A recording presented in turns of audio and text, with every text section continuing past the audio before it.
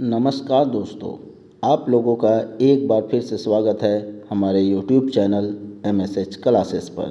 दोस्तों, आज मैं आप लोगों को नागपुरी की एक शिष्ट गीत कड़की उठलै तरवारी पढ़ाने जा रहा हूँ।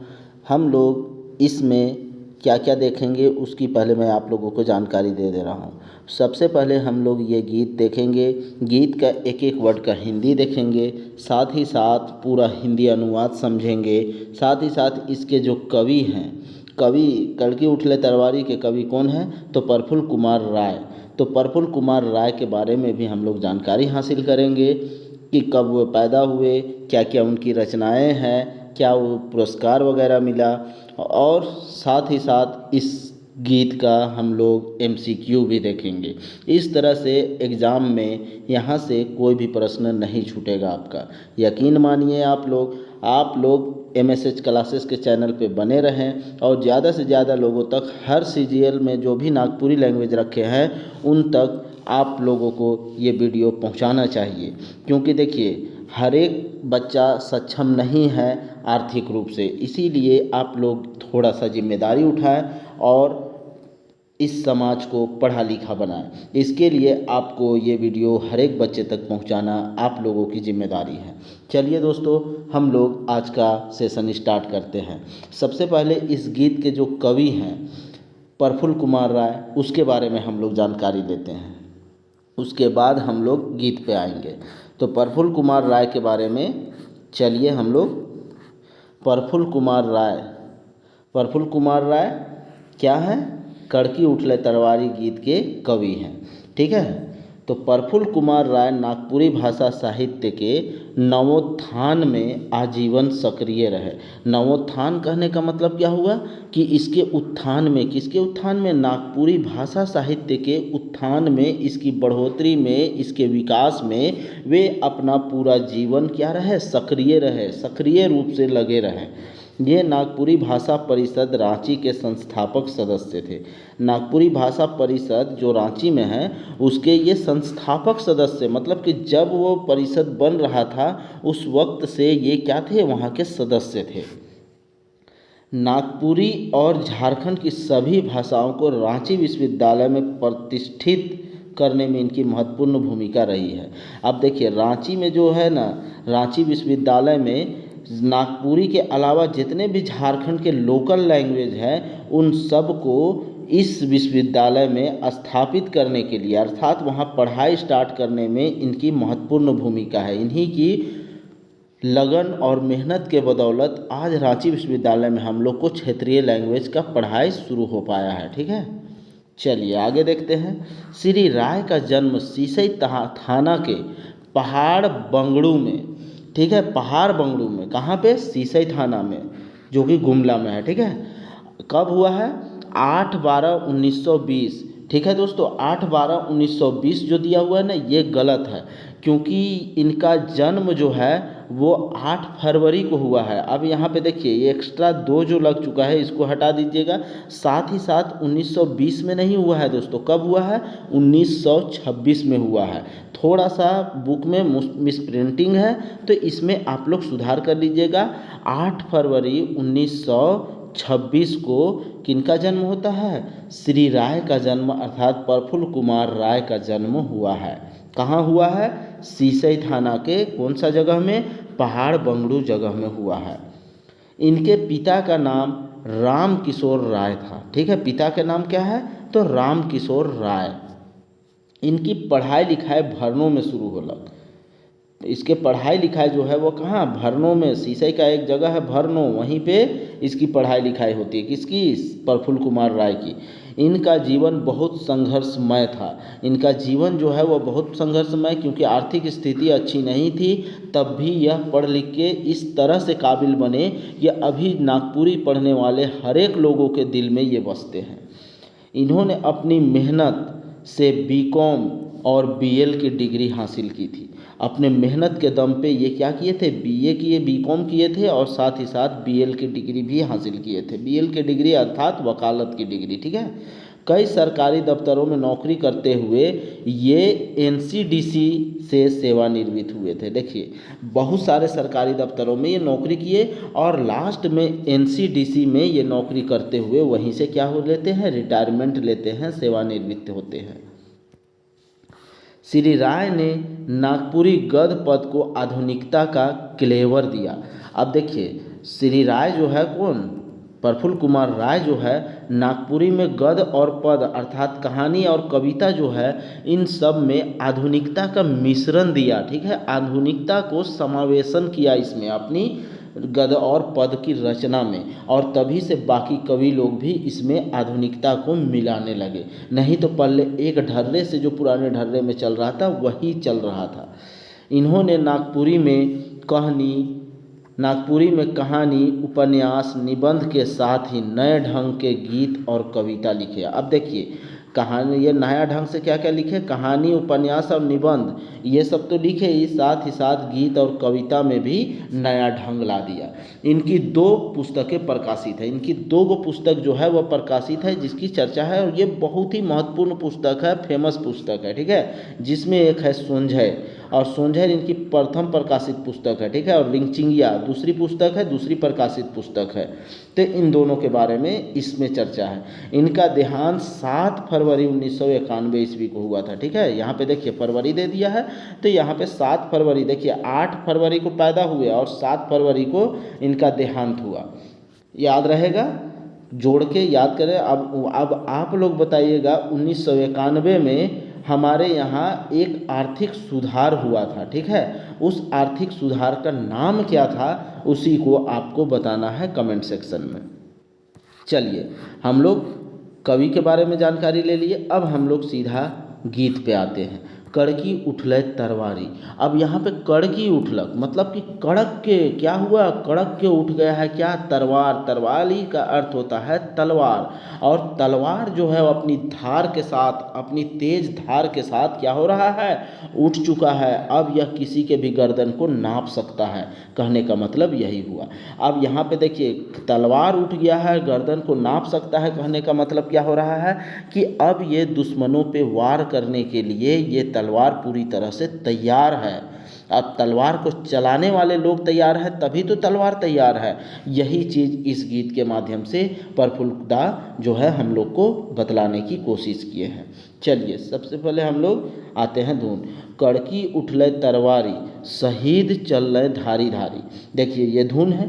अब क्या, कड़की उठलै तरवारी, तलवार जो है वह कड़क उठता है, अर्थात वह आगाज कर चुका है, अपना धार को दिखाते हुए वह ललकार रहा है, वह खड़ा हो चुका है किसी को भी गर्दन को काटने के लिए, किसी का भी सर कलम करने के लिए।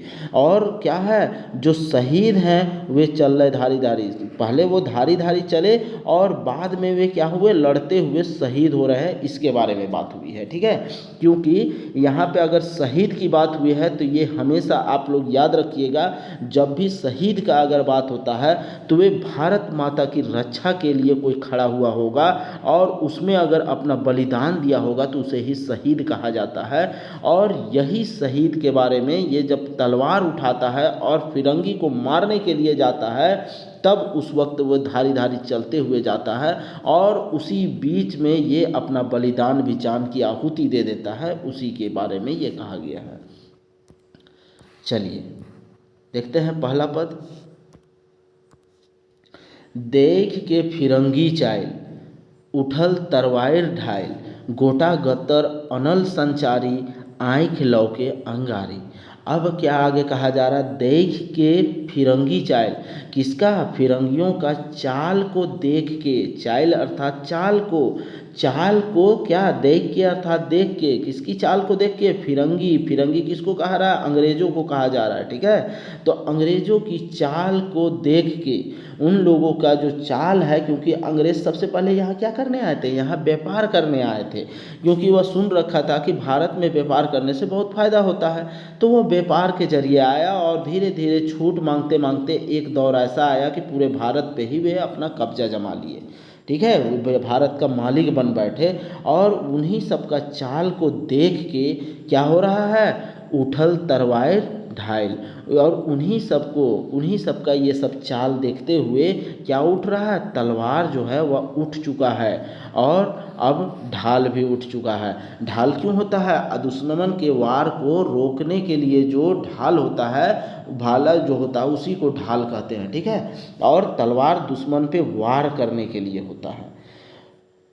गोटा गतर अनल संचारी, और उसके पूरे बदन में, पूरे शरीर में क्या है, अनल। अनल मतलब दोस्तों आग होता है, ठीक है। आग का क्या हो रहा है, संचार हो रहा है। कहने का मतलब है खून का जो रफ्तार है, खून का जो चलने का जो गति है, वे पूरे तेज से बह रहा है। क्योंकि हम लोग जब भी किसी चीज़ में गुस्सा होते हैं तो देखिएगा उस वक्त ब्लड सर्कुलेशन बहुत ज़्यादा हो जाता है और अपने आप में हमें गर्मी महसूस होने लगती है। तो उसी तरह इन लोगों की चाल को देख के और जब तलवार उठा लेता है शहीद लोग अर्थात हमारे क्रांतिकारी भाई, तो उस वक्त उसका जो गत्तर है, उसका जो पूरा शरीर है, वे क्या होता है, पूरी तरह से गर्म हो जाता है और लड़ने के लिए आतुर हो जाता है। और आँख लौके अंगारे, और लगता है कि उनकी आँख से अंगारे निकल रहे हैं। ऐसे वे गुस्से में होते हैं और ऐसे ललकारते हैं अंग्रेज़ों को कि आ जाओ, आज अगर यहाँ से भागोगे नहीं तो हम तुम्हें यहाँ से ख़त्म कर देंगे। चलिए दूसरा देखते हैं पद। 1857 जमा होलय एके ठन, रणभेरी फुकलय हुकारी, पनीच टंकारे परलयकारी। अब यहाँ पे देखिए इस जो गीत है उसमें 1857, ठीक है, 1857 में जो पहली क्रांति हुई थी उसके बारे में चर्चा है। क्योंकि झारखंड में इस क्रांति में बहुत सारे क्रांतिकारी लोग भाग लिए थे, आगे सबकी चर्चा है, देखते हैं। तो 1857 की जो क्रांति है उसमें जमा होलय सब कहाँ पे, एक ही जगह पे जमा होते हैं। क्योंकि ये 1857 की जो क्रांति है उसमें ऐसा कहा गया था, ठीक है, कि आप लोग क्या महुआ का जो पत्ता है ये सब के जरिए आप सभी को एक जगह जमा करने का प्रयास किया गया था कि एक साथ अगर सब एक जगह जमा हो जाएंगे और फिर एक ही साथ सब जगह से अंग्रेज़ों को घेरेंगे, फिरंगी को घेरेंगे, तो वो हम लोग से टिक नहीं पाएंगे। ऐसा सोच के वे लोग सभी लोग एक जगह जमा होते हैं। और जैसे ही वे लोग सभी एक जगह जमा होते हैं, रणभेरी फुकलय हुकारी, और जमा होने के बाद रणभेरी जो है, रण का भेरी, ठीक है, अर्थात जो युद्ध का मैदान है उसमें क्या होता है, बिगुल बजता है। बिगुल बजता है कि चलो अब युद्ध के लिए तैयार हो जाओ, शुरू हो जाओ अब युद्ध करने के लिए। पनीच टंकारे परलयकारी, और जो पनीच है अर्थात जो आपका फिरंगी है, वे क्या कर रहे हैं, उन लोगों में क्या हो रहा है, परलयकारी हो रहा है, ठीक है। अर्थात उन लोगों में हाहाकार मच गया कि अचानक से इस तरह से भारतीय उठ खड़े हुए, जिससे उन लोगों में क्या हुआ, प्रलय के समान अर्थात विनाश ही विनाश उन लोगों को महसूस होने लगा। ठाकुर विश्वनाथ साय संगे गणपत राय, पीछे भाई नादिर भिखारी, अंग्रेज हियाँ हाहाकारी। अब तीसरा जो पद है उसमें क्या कहा जा रहा है, ठाकुर विश्वनाथ सहदेव, ठीक है। ठाकुर विश्वनाथ सहदेव के साथ में कौन है, गणपत राय है, क्योंकि इसका सेनापति था, ठीक है। तो गणपत राय है और साथ ही साथ कौन है उसके पीछे, तो नादिर अली है, ठीक है। नादिर भिखारी, नादिर अली है और साथ ही साथ शेख भिखारी है। और ये सब जब एक साथ मिल के ये लोग अंग्रेज़ों को ललकारते हैं तो अंग्रेज हियाँ क्या हो जाता है, अंग्रेज के यहाँ पे हाहाकार मच जाता है। इस तरह से ये सभी अपने अपने क्षेत्र में महारथी थे, अर्थात दुश्मनों के छक्के छुड़ाने में ये लोग माहिर थे। और ये सब सभी जब एक साथ हो गए तो अंग्रेज़ों में हाहाकार मच गया। चलिए नेक्स्ट देखते हैं चौथा। धरती डोली गेल महाप्रलय भेल, कांपे अंग्रेज सरकारी, बकिंघम कर हिल्लय दवारी। ठीक है, आगे क्या कहा जा रहा है, जब इस तरह से अंग्रेज़ों में हाहाकार मच जाता है और जैसे ही युद्ध शुरू होता है तो धरती डोल जाता है। अर्थात यहाँ पे धरती डोलने का मतलब ये नहीं है कि एकदम धरती डोल रहा है, भूकंप आ रहा है, इस तरह का नहीं, जलजला आ रहा है, ऐसा नहीं। मतलब कि वो जो युद्ध हो रहा है, युद्ध को देख के ऐसा महसूस हो रहा है कि धरती हिल रहा है, क्योंकि खूनों की नदियाँ बहना शुरू हो चुका है। और जब खूनों की नदियाँ बह रही है तो लग रहा है कि धरती डोल रही है, और वह लग रहा है कि महाप्रलय आ गया है। महाप्रलय अर्थात महाविनाश आ गया है, अकाल आ गया है, ठीक है, ऐसा, जिससे कि लोग मर रहे हैं और उसका क्या हो रहा है, खून जो है, खून की नदियां बहना शुरू हो रहा है, सर से धड़ अलग हो रहे हैं। ऐसा हो रहा है कौन से 1857 के इस क्रांति में। कहाँ पे, अंग्रेज सरकारी, और ये सब देख के अंग्रेज का जो सरकारी है, अंग्रेज लोग, ये लोग अंग्रेज जो सरकार चलाते थे, यहाँ इंग्लैंड की बात हो रही है यहाँ पे, ठीक है, क्योंकि यहाँ पे अंग्रेज तो व्यापार बन के आए थे और वे लोग पूरी तरह से क्या हम लोग को कब्जा में कर लिए थे। बाद में पूरी तरह से अंग्रेज जो, अर्थात इंग्लैंड जो है वो हमारे पे कब्जा किया, लेकिन शुरुआत में जो व्यापारी था वे लोग हम लोग को कब्जा कर लिए। और जाके आपको क्या है, 1918 वगैरह में जो है, एक सेकंड दोस्तों, ये जो इन लोग का एक्ट आया था ना, कौन कौन सा सुधार है याद नहीं, 1833 के जो एक्ट है ना, उसके माध्यम से ये लोग क्या हुआ, कंपनी के अधिकार को बढ़ाते गए और धीरे धीरे उन लोग के अधिकार को छीनते गए, और लास्ट में पूरी तरह से उन लोगों को बेदखल कर दिए, सिर्फ यहाँ देख रेख के लिए। और सारा शासन अंग्रेज लोग जो है इंग्लैंड से चलता था, ठीक है। तो यहाँ पे यही चीज़ जो प्रलय जब यहाँ पे हुआ, जब उठ खड़े हुए क्रांतिकारी, तो उन सबको देख के अंग्रेज का जो सरकारी अफसर है वे लोग क्या होते हैं, कांप जाते हैं।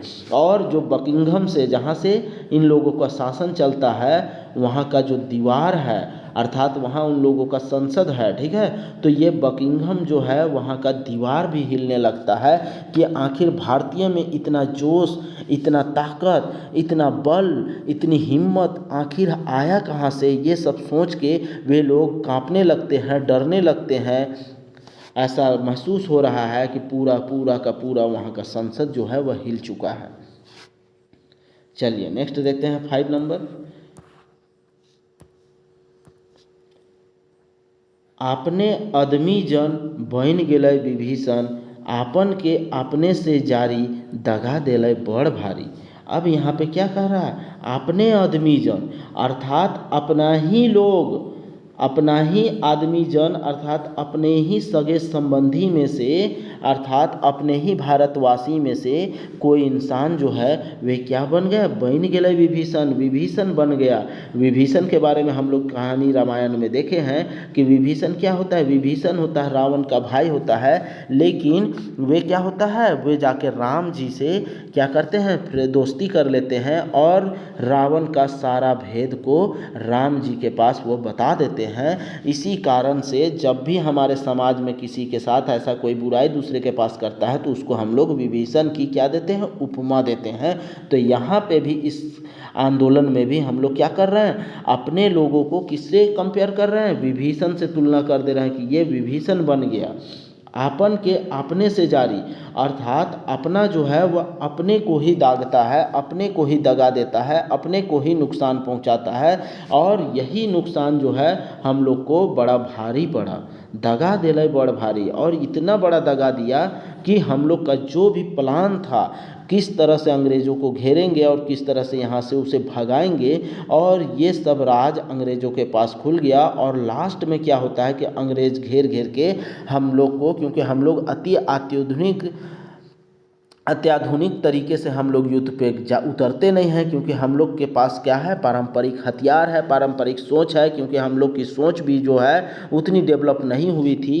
इस कारण से जब अपना ही कोई धोखा देता है तो अंग्रेज़ों को इसमें आसानी हो जाती है, और हम लोग को क्या करते हैं, वे लोग आसानी से हम लोग को हरा देते हैं।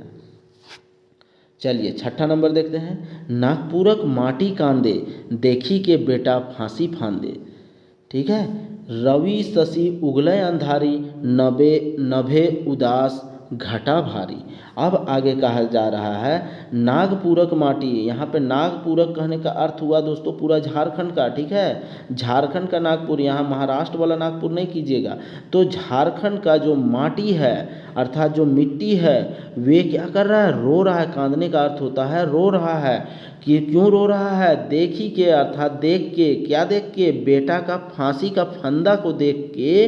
क्योंकि हमारे यहाँ 1857 में बहुत सारे क्रांतिकारियों को, जैसे शेख भिखारी हो गया, नादिर अली हो गया, ठीक है, उसके बाद ठाकुर विश्वनाथ सहदेव हो गया, इन सबको फांसी के फंदे पे लटका दिया जाता है। तो इन सबको देख के जो झारखंड की माटी है, नागपुर की जो माटी है, वे रोने लगता है। रवि, रवि कहने का अर्थ क्या होता है, सूरज, और शशि कहने का अर्थ होता है चंद्रमा। तो रवि शशि उगले अंधारी। अब यहाँ पे देखिए रवि शशि जो है, ये शशि भी सूरज ही होता है दोस्तों, सॉरी, रवि शशि जो है ये क्या है, सूरज का पर्यायवाची शब्द है।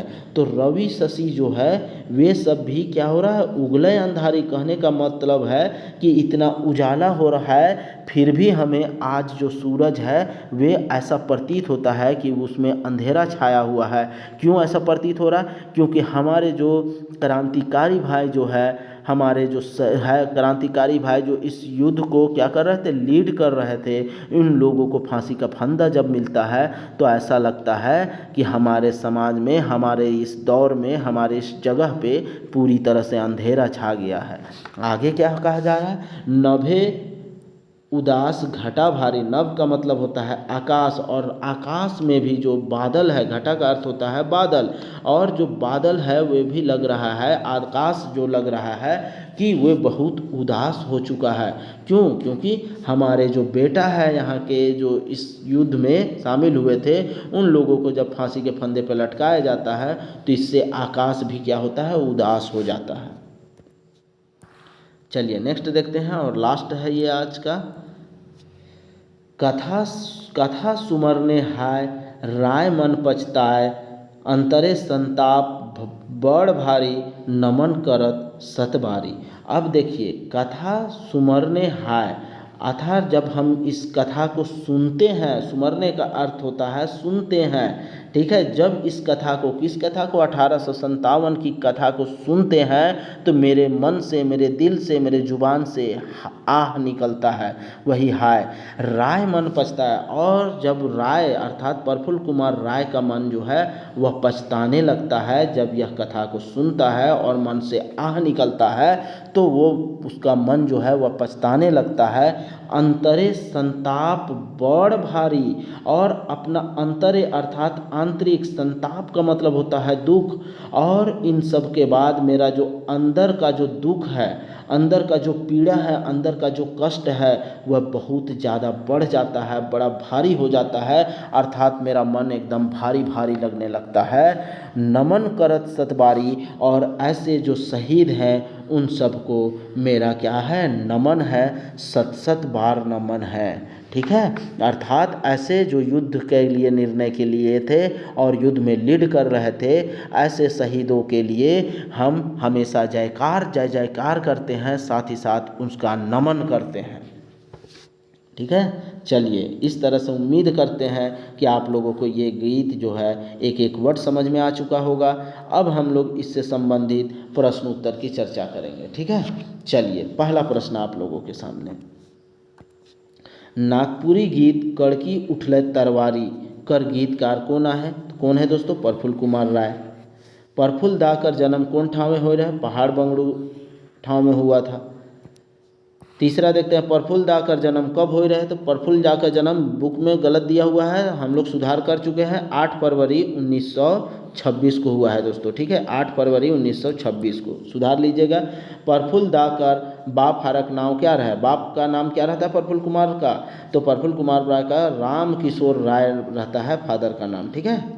चलिए नेक्स्ट हम लोग देखते हैं, प्रफुल्ल दा कौन डिग्री हासिल कर रहे, तो कौन बीकॉम करता है अपनी मेहनत से, और बीएल की डिग्री अर्थात दोनों, तो इस तरह से ऑप्शन 3 हो जाएगा।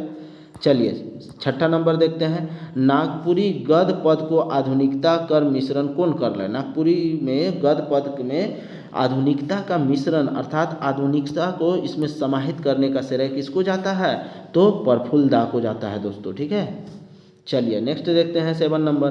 प्रफुल्ल दा कर दुई गो प्रकाशित पुस्तक कोना है, तो सोनझैर है और रिंगचिंगिया है। ठीक है, अब आप लोग बताइए कि मेंजूर पाइक किसकी रचना है। मेंजूर पाइक जो है वह किसकी रचना है, कमेंट में बताइएगा। चलिए नेक्स्ट देखते हैं 8 नंबर। केकर पढ़ाई लिखाई भरनों से शुरू होला, तो किसका पढ़ाई लिखाई भरनों से शुरू होता है दोस्तों, गांव से ही, तो प्रफुल्ल दा का। प्रफुल्ल दा का नाश कब होला है, तो प्रफुल्ल दा का नाश हम लोग देख चुके थे 7 फरवरी 1991 ईस्वी को।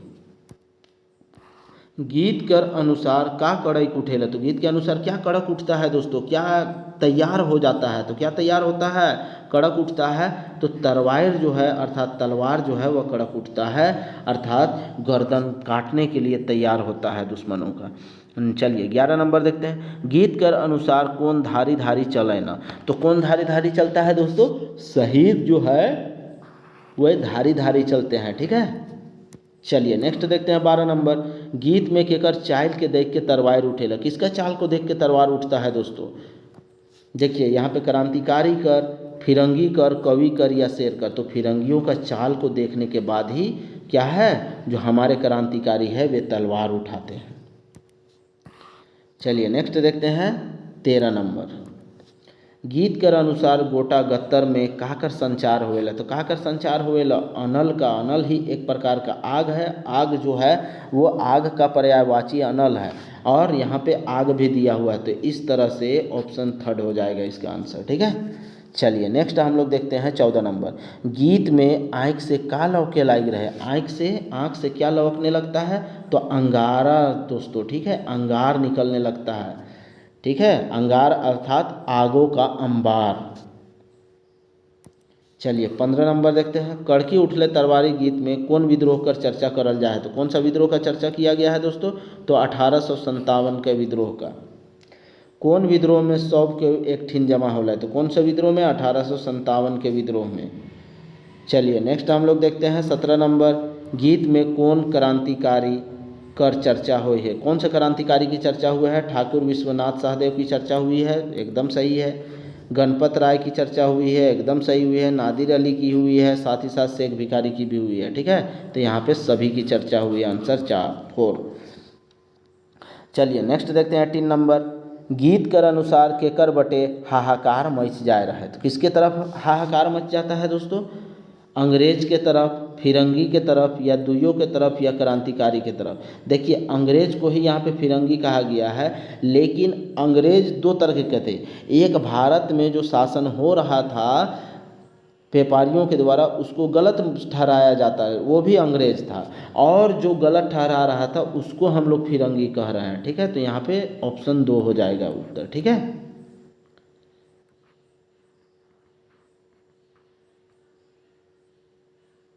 नहीं दोस्तों, यहाँ पे ऑप्शन 1 हो जाएगा, क्योंकि गीत में साफ साफ कहा गया है, कहाँ हाहाकार मचा, अंग्रेज सरकारी में हाहाकार मचा, यहाँ फिरंगी की बात नहीं हुई है। ठीक है, तो यहाँ पे ऑप्शन 1 हो जाएगा। इस तरह से एक आध क्वेश्चन आप लोगों को कंफ्यूज करने के लिए एग्जाम में भी रहेगा दोस्तों।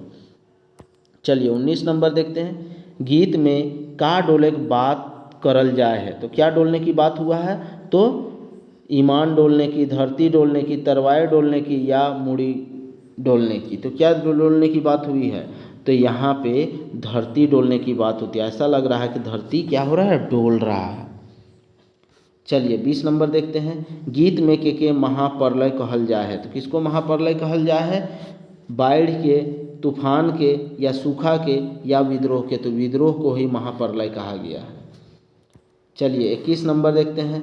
गीत कर अनुसार कहाँ कर दीवार हिले की चर्चा करल जाए है, तो कहाँ का दीवार हिलने की चर्चा की गई है दोस्तों, बकिंघम की। ठीक है, बकिंघम मनक जो दीवार है अर्थात वहाँ का जो संसद है उसका दीवार हिलने की बात हुई है।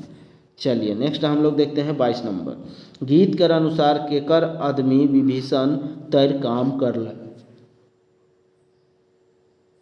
अंग्रेज कर, अपने कर, कुंवर सिंह कर, और परगनैत कर। तो किसका आदमी दोस्तों, अपने आदमी जो है वे विभीषण के जैसा काम करता है। चलिए नेक्स्ट हम लोग देखते हैं 23 नंबर, गीत कर अनुसार कहाँ कर माटी कांदेला, तो कहाँ का माटी, झारखंड की माटी, भारत की माटी, नागपुर की माटी या सभे की माटी।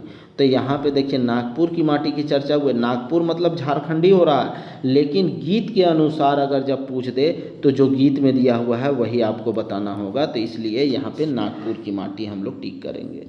चलिए 24 नंबर देखते हैं, गीत में बेटा कर फांसी के फंदा के देख के कौन कांदेला, फांसी के फंदा को देख के गीत में कौन कांदेला अर्थात कौन रोता है, माटी रोता है, आयो रोता है, नागपुर रोता है या नागपुरक माटी। तो नागपुर का माटी जो है, नागपुर की जो धरती की मिट्टी है वे रोने लगता है। ठीक है, चलिए नेक्स्ट हम लोग देखते हैं 25 नंबर, गीत में देवल शब्द रवि शशि कर पर्यायवाची का होवेला, तो रवि शशि का पर्यायवाची क्या होता है दोस्तों, तो सूरज होता है। ठीक है, सूरज हम लोग देख चुके हैं। चलिए नेक्स्ट हम लोग देखते हैं 26 नंबर, गीत में कौन अंधारे उगेला, तो कौन अंधारे उगता है, रवि उगता है, शशि उगता है या सूरज उगता है। तो यहाँ पे सभी हो जाएगा, क्योंकि ये सभी एक ही वर्ड है, एक ही है, पर्यायवाची खाली है।